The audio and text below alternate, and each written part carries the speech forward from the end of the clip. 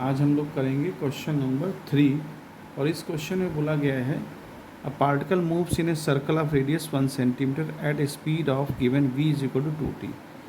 यानी कि एक पार्टिकल है वो सर्कल में मूव कर रहा है जिसकी रेडियस 1 सेंटीमीटर दे रखा है और किस वेलोसिटी से मूव कर रहा है 2t वेलोसिटी से। यहाँ t सेकंड है और v जो वेलोसिटी है वो सेंटीमीटर पर सेकंड में दिया गया है, जहाँ t वेरिएबल है। तो पहला क्वेश्चन पूछता है कि find the acceleration of the particle at 1 second, यानी कि 1 सेकेंड में क्या एक्सीलरेशन होगा।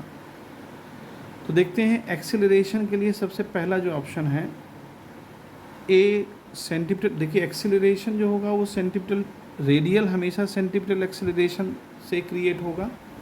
तो इसका फार्मूला होता है v स्क्वायर बाई आर। अब v की वैल्यू कितना है 2t का होल स्क्वायर बाई आर। तो यहाँ t की वैल्यू हम पुट कर दें तो 1 पुट करेंगे तो 2 2 जब 4 हो जाएगा और r की वैल्यू हमें दे रखी है 1 सेंटीमीटर, तो आ जाएगा 4 सेंटीमीटर पर सेकेंड स्क्वायर। ये हो गया। फिर नेक्स्ट पूछता है b वाला पार्ट कि फाइंड द टेंजेंशियल एक्सीलरेशन। अब टेंजेंशियल एक्सीलरेशन के लिए हमको पता होना चाहिए कि dv बाई dt से हम रिप्रेजेंट करते हैं। तो dv बाई dt से जब हम निकालेंगे तो इसका डिफ्रेंशिएट करेंगे, यानी कि v जो हमें 2t दिया हुआ है इसका डिफ्रेंशिएट करेंगे। तो कैसे डिफ्रेंशिएट करेंगे, d by dt of 2t, तो t का 1 हो जाएगा यानी 2 आएगा, 2 centimetre per second square. Next है थर्ड वाला, 3 ऑप्शन, इसमें 3 क्वेश्चन पूछे गए। Find the magnitude of the acceleration at 1 second. देखो एक्सीलरेशन का मैग्नीट्यूड पता करना। देखो 2 प्रकार के यहाँ एक्सीलरेशन हैं, यहाँ पर रेडियल भी है और टेंजेंशियल भी है। तो हमने रेडियल भी पता कर लिया और टेंजेंशियल भी पता कर लिया। तो अब जो हमको निकालना है वो नेट एक्सीलरेशन निकालना है।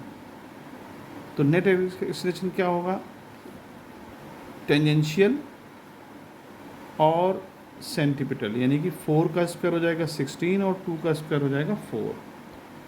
तो ये आ जाएगा हमारा 16 और 4 20, ठीक है, 20 अंडर रूट में रहेगा सेंटीमीटर पर सेकेंड स्क्वायर। इसको हम बाहर भी कर सकते हैं, 4 5 जा तो 4 का बन जाएगा 2 और under root 5 centimetre per second square. ये हमारा नेट एक्सीलरेशन an पता हो गया।